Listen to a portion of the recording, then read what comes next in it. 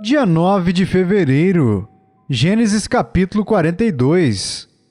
Sabedor Jacó de que havia mantimento no Egito, disse a seus filhos: Por que estáis aí a olhar uns para os outros? E ajuntou: Tenho ouvido que há cereais no Egito. Descei até lá e comprai-nos deles para que vivamos e não morramos. Então desceram 10 dos irmãos de José para comprar cereal do Egito. A Benjamim, porém, irmão de José, não enviou Jacó na companhia dos irmãos, porque dizia: para que não lhe suceda acaso algum desastre. Entre os que iam, pois, para lá, foram também os filhos de Israel, porque havia fome na terra de Canaã.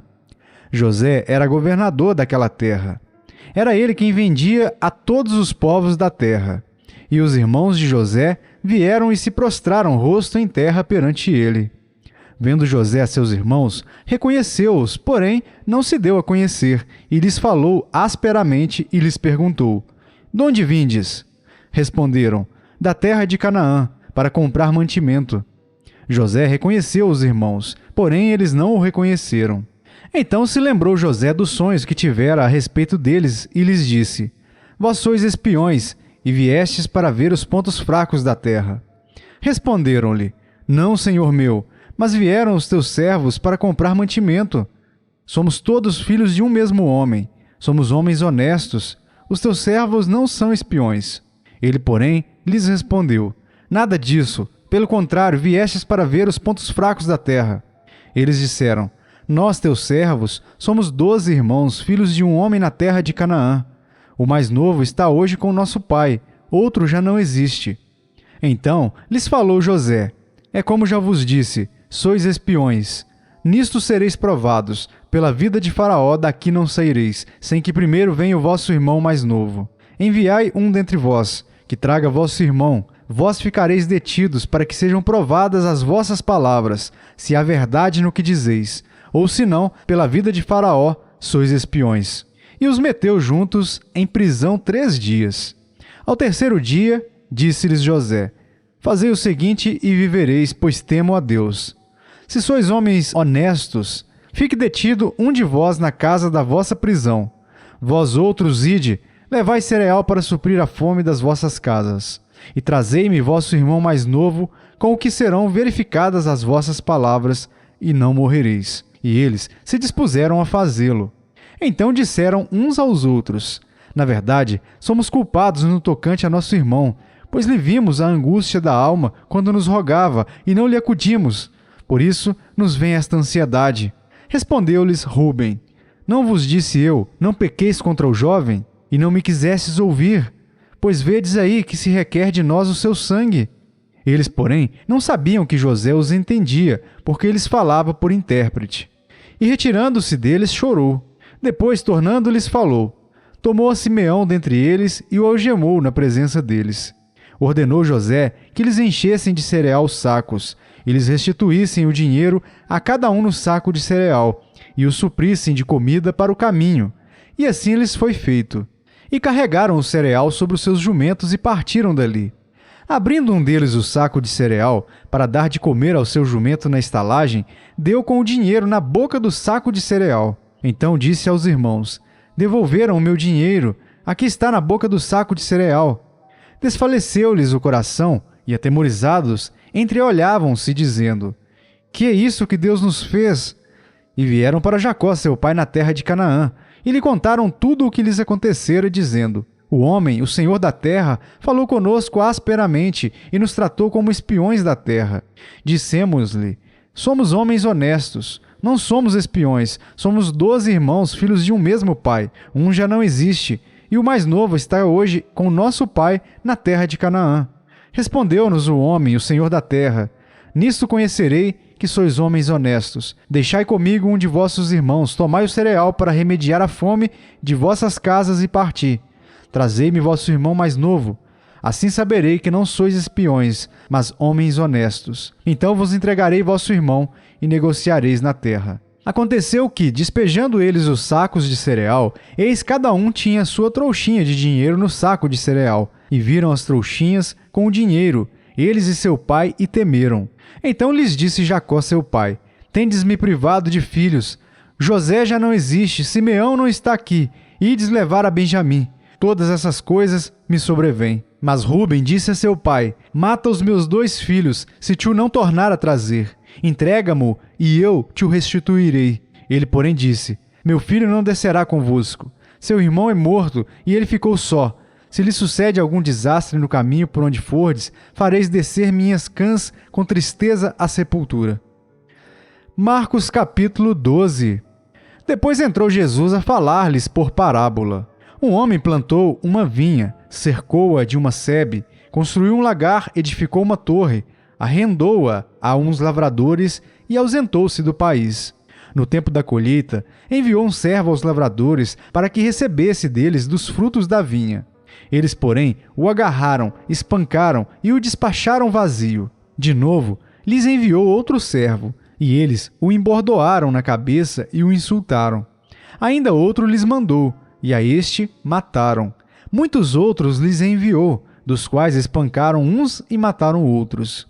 Restava-lhe ainda um, seu filho amado. A este lhes enviou, por fim, dizendo: Respeitarão a meu filho. Mas os tais lavradores disseram entre si: Este é o herdeiro. Ora, vamos matemo-lo, e a herança será nossa. E agarrando-o, mataram-no, e o atiraram para fora da vinha. Que fará, pois, o dono da vinha? Virá, exterminará aqueles lavradores e passará a vinha a outros. Ainda não lestes essa escritura? A pedra que os construtores rejeitaram, essa veio a ser a principal pedra angular. Isto procede do Senhor, e é maravilhoso aos nossos olhos.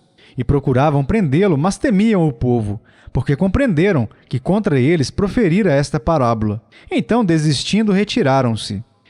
E enviaram-lhe alguns dos fariseus e dos herodianos para que o apanhassem em alguma palavra. Chegando, disseram-lhe: Mestre, sabemos que és verdadeiro e não te importas com quem quer que seja, porque não olhas a aparência dos homens. Antes, segundo a verdade, ensinas o caminho de Deus. É lícito pagar tributo a César ou não? Devemos ou não devemos pagar? Mas Jesus, percebendo-lhes a hipocrisia, respondeu: Por que me experimentais? Trazei-me um denário para que eu o veja. E eles lhe o trouxeram. Perguntou-lhes: De quem é esta efígie e inscrição? Responderam: De César. Disse-lhes então Jesus: Dai a César o que é de César e a Deus o que é de Deus. E muitos se admiraram dele. Então os saduceus, que dizem não haver ressurreição, aproximaram-se dele e lhe perguntaram, dizendo: Mestre, Moisés nos deixou escrito que se morrer o irmão de alguém e deixar mulher sem filhos, seu irmão a tome como esposa e suscite descendência a seu irmão. Ora, havia 7 irmãos. O primeiro casou e morreu sem deixar descendência. O segundo desposou a viúva e morreu, também sem deixar descendência. E o terceiro da mesma forma. E assim, os 7 não deixaram descendência. Por fim, depois de todos, morreu também a mulher. Na ressurreição, quando eles ressuscitarem, de qual deles será ela a esposa? Porque os 7 a desposaram. Respondeu-lhes Jesus: Não provém o vosso erro de não conhecerdes as Escrituras, nem o poder de Deus? Pois quando ressuscitarem de entre os mortos, nem casarão, nem se darão em casamento. Porém, são como os anjos nos céus. Quanto à ressurreição dos mortos, não tendes lido no livro de Moisés, no trecho referente à sarça, como Deus lhe falou: Eu sou o Deus de Abraão, o Deus de Isaque e o Deus de Jacó? Ora, ele não é Deus de mortos e sim de vivos. Laborais em grande erro. Chegando um dos escribas, tendo ouvido a discussão entre eles, vendo como Jesus lhes houvera respondido bem, perguntou-lhe: Qual é o principal de todos os mandamentos? Respondeu Jesus: O principal é: Ouve, ó Israel, o Senhor nosso Deus é o único Senhor. Amarás, pois, o Senhor teu Deus de todo o teu coração, de toda a tua alma, de todo o teu entendimento e de toda a tua força. O segundo é: Amarás o teu próximo como a ti mesmo. Não há outro mandamento maior do que estes. Disse-lhe o escriba: Muito bem, mestre, e com verdade disseste que ele é o único, e não há outro senão ele, e que amar a Deus de todo o coração, de todo o entendimento e de toda a força, e amar ao próximo, como a si mesmo, excede a todos os holocaustos e sacrifícios. Vendo Jesus que ele havia respondido sabiamente, declarou-lhe: Não estás longe do reino de Deus. E já ninguém mais ousava interrogá-lo. Jesus, ensinando no templo, perguntou: Como dizem os escribas que o Cristo é filho de Davi? O próprio Davi falou pelo Espírito Santo: Disse o Senhor ao meu Senhor: Assenta-te à minha direita, até que eu ponha os teus inimigos debaixo dos teus pés. O mesmo Davi chama-lhe Senhor, como, pois, é ele seu filho. E a grande multidão o ouvia com prazer. E ao ensinar dizia ele: guardai-vos dos escribas, que gostam de andar com vestes talares e das saudações nas praças, e das primeiras cadeiras nas sinagogas e dos primeiros lugares nos banquetes, os quais devoram as casas das viúvas e, para o justificar, fazem longas orações. Estes sofrerão juízo muito mais severo. Assentado diante do gasofilácio, observava Jesus como o povo lançava ali o dinheiro. Ora, muitos ricos depositavam grandes quantias. Vindo, porém, uma viúva pobre, depositou 2 pequenas moedas correspondentes a um quadrante, e chamando os seus discípulos, disse-lhes: em verdade vos digo que esta viúva pobre depositou no gasofilácio mais do que o fizeram todos os ofertantes, porque todos eles ofertaram do que lhes sobrava. Ela, porém, da sua pobreza deu tudo quanto possuía, todo o seu sustento. Jó capítulo 8. Então respondeu Bildade, o suíta: até quando falarás tais coisas? E até quando as palavras da tua boca serão qual vento impetuoso? Perverteria Deus o direito ou perverteria o Todo-Poderoso a justiça? Se teus filhos pecaram contra ele, também ele os lançou no poder da sua transgressão. Mas se tu buscares a Deus e ao Todo-Poderoso, pedires misericórdia, se fores puro e reto, ele sem demora despertará em teu favor e restaurará a justiça da tua morada. O teu primeiro estado, na verdade, terá sido pequeno, mas o teu último crescerá sobremaneira. Pois eu te peço, pergunta agora às gerações passadas e atenta para a experiência de seus pais. Porque nós somos de ontem e nada sabemos, porquanto nossos dias sobre a terra são como uma sombra. Porventura, não te ensinarão os pais, não haverão de falar-te, e do próprio entendimento não proferirão estas palavras? Pode o papiro crescer sem lodo, ou viça o junco sem a água? Estando ainda na sua verdura, e ainda não colhidos, todavia, antes de qualquer outra erva se secam. São assim as veredas de todos quantos se esquecem de Deus, e a esperança do ímpio perecerá. A sua firmeza será frustrada, e a sua confiança é teia de aranha.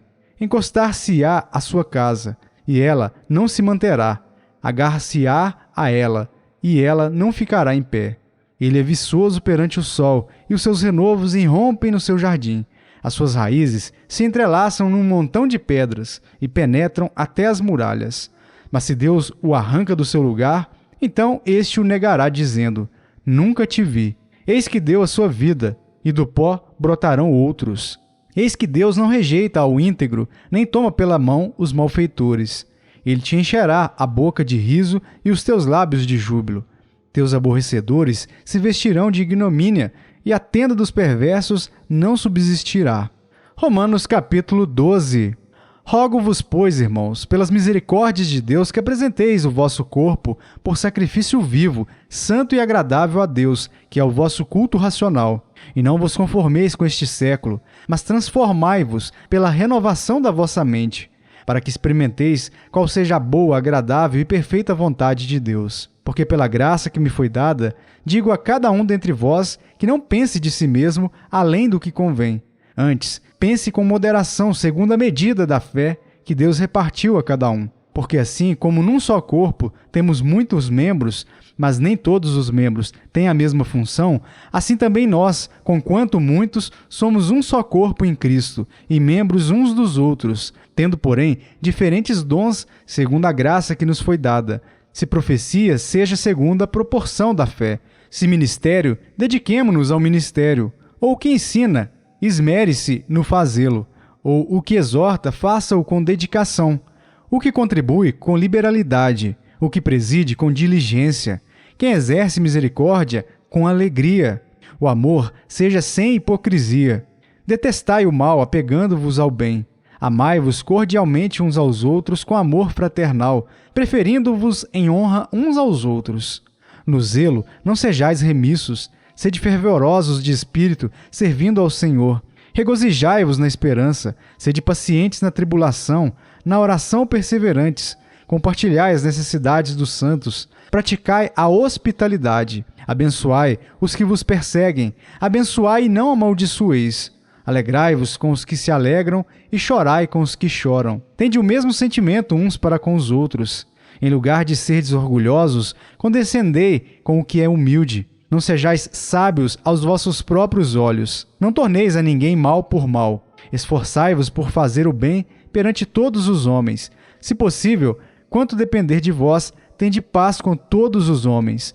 Não vos vingueis a vós mesmos, amados, mas dai lugar à ira, porque está escrito: a mim me pertence a vingança. Eu é que retribuirei, diz o Senhor. Pelo contrário, se o teu inimigo tiver fome, dá-lhe de comer. Se tiver sede, dá-lhe de beber. Porque fazendo isto, amontoarás brasas vivas sobre a sua cabeça. Não te deixes vencer do mal, mas vence o mal com o bem.